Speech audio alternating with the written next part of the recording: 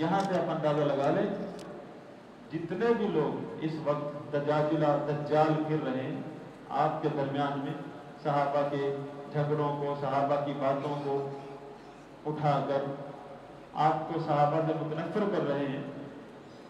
یہ سب کوئی ان میں اہل سنت کہلانے کا حقدار نہیں، یہ سب کے سب گمراہ ترین شخص ہیں۔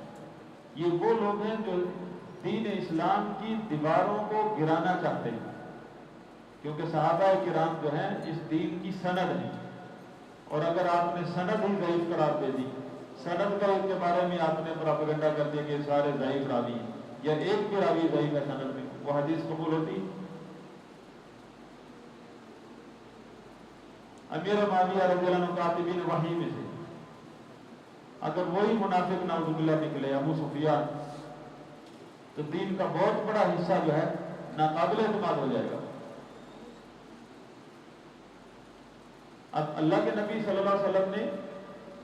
صحابہ کے کچھ صحابہ کے دوسرے صحابہ سے مقام اوپر بتایا، جیسے ابو بکر کا مقام سب سے اوپر ہے،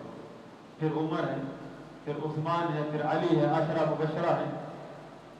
بدری صحابہ ہیں، بیت رضوان والے صحابہ ہیں، اور بہت سارے ایسے صحابہ ہیں جن کا صرف اتنا ثابت ہے کہ وہ صحابہ ہیں، ان کے بارے میں کوئی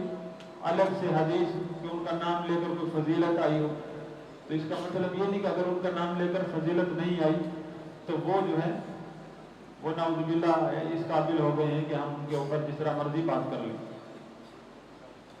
اور امیر معاویہ رضی اللہ عنہ کے لیے تو اللہ کے نبی نے دعا دی ہے، اے اللہ اس کو مہدی بنا دے، اس کو ہدایت یافتہ بنا دے، اور اس کو ہدایت کا ذریعہ بنا دے، لوگوں کی ہدایت کا ذریعہ، وحدی بھی۔ اور واحد امیر معاویہ رضی اللہ عنہ نبی صلی اللہ علیہ وسلم کے سالوں میں سے جس کو پوری امت کا ماموں کہا جاتا ہے، نبی صلی اللہ علیہ وسلم کے سالے تو اور بھی ہیں، کسی کو ماموں نہیں کہا گیا، صرف امیر معاویہ کو۔ اور ابو سفیان نبی صلی اللہ علیہ وسلم کا سسر ہے، اور ویسے ایک دادا کی اولاد ہیں، عبد مناف سے۔ عبد مناف نبی صلی اللہ علیہ وسلم کا بھی دادا ہے اور امیر معاویہ کا بھی دادا ہے۔ باقی رہے اگر امیر معاویہ رضی اللہ عنہ سے کچھ آپ کو ایسی بات ملے یا جو آپ کو اچھی نہ لگ رہی ہو، تو امیر معاویہ آپ سے زیادہ، مجھ سے اور آپ سے زیادہ مقام سمجھتے ہیں علی کا۔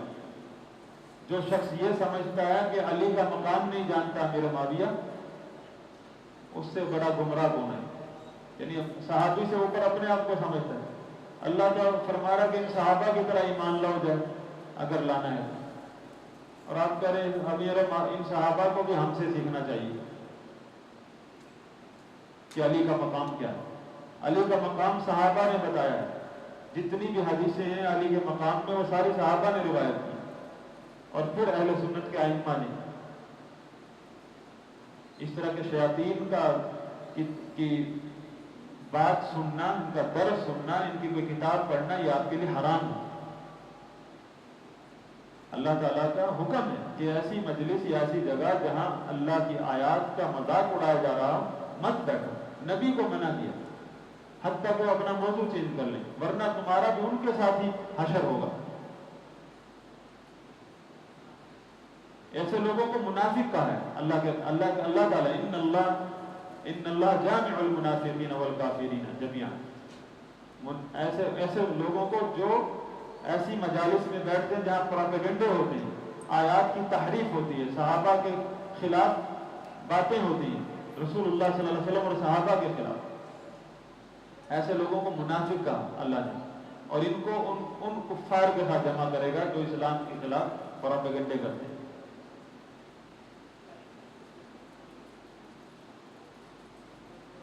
تو یہ صحابہ کا مقام ہے، بغیر نام لیے اللہ تعالیٰ نے سب صحابہ کے بارے میں فرما دیا کہ یہ وہ لوگ ہیں۔ پھر اللہ نے چنے کیوں؟ عبداللہ بن مسعود رضی اللہ عنہ کی حدیث ہے کہ اللہ تعالیٰ نے تمام لوگوں کے، تمام جتنی بھی اللہ کے مخلوق انسان، ان کے دلوں کو چیک کیا، تو پھر کچھ ایسے دل جو تھے جو سب سے اعلیٰ ترین دل تھے ان کو الگ کیا اور ان کو نبی اور رسول بنایا۔ اس کے بعد پھر دوبارہ ایک اور ٹیسٹ ہوا، اس میں جو نکلے وہ صحابہ تھے، رسول اللہ صلی اللہ علیہ وسلم کے صحابہ۔ نبیوں کے بعد، نبیوں کے ٹیسٹ کے بعد صحابہ، اس امت کے صحابہ، رسول اللہ صلی اللہ علیہ وسلم کے صحابہ، ان کو الگ کیا اور فرمایا کہ یہ صحابہ، رسول اللہ صلی اللہ علیہ وسلم کی حدیث ہے بخاری مسلم شریف، آسمان کی طرف دیکھتے ہوئے آپ نے فرمایا یہ صحابہ میری امت کے لیے اس طرح جیسے آسمان کے لیے ستارے۔ یہ مسلم شریف کی حدیث ہے۔ ایک حدیث ہے نا کہ میرے صحابہ ستاروں کی مانند ہیں، جس کی بھی اقتدا کرو ہدایت پا جاؤ گے، اس کی سند من گھڑت ہے۔ اس کا مطلب یہ نہیں کہ بات بھی غلط ہے۔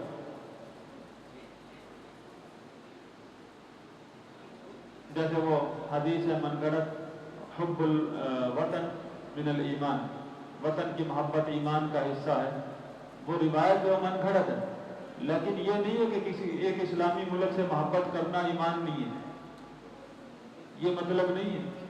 الحب فی اللہ والبغض فی اللہ، اللہ کے لیے محبت اگر آپ کرتے ہیں کسی دیوار سے بھی تو یہ ایمان کا تقاضا ہے، ایمان کا حصہ۔